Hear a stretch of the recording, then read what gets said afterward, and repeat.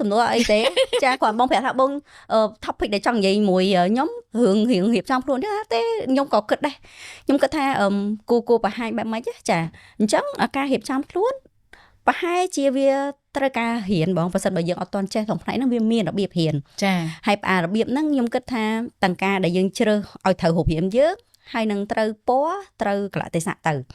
ចាបងអាហ្នឹងខ្ញុំគិតថាសំខាន់មនុស្សគេចង់និយាយមួយយើងតអត់គេមើលយើងដែរបងហ្នឹងហើយពីព្រោះខ្ញុំគិតថាឥឡូវហ្នឹងយើងមានវាជ្រុងមកខាងម្នាក់ណាបងពីដើមឡើយខ្ញុំនៅខាង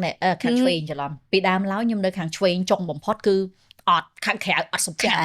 មនុស្សមិនត្រូវមើលមនុស្សតែសបកក្រៅទេអញ្ចឹងបានជាកាលមុនខ្ញុំពាក់ឲ្យយឺតស្លៀកខោជើងខ្លីពាក់ឲ្យជើងផ្ទាត់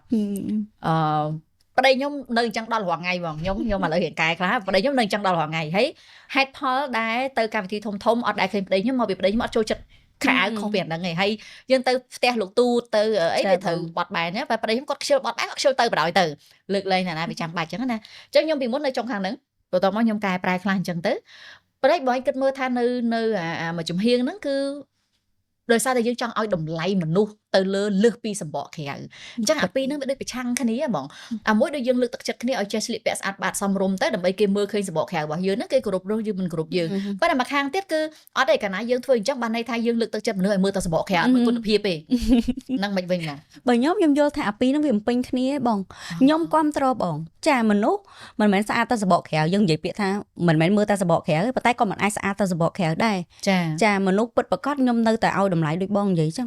គុណភាពមនុស្សចាសមត្ថភាពចំណេះដឹងខ្ញុំឲ្យតម្លៃហ្នឹងប៉ុន្តែបើសិនបើបងយើងចេះរៀបចំខ្លួនទៀតវា plus វាបន្ថែមទៀតចា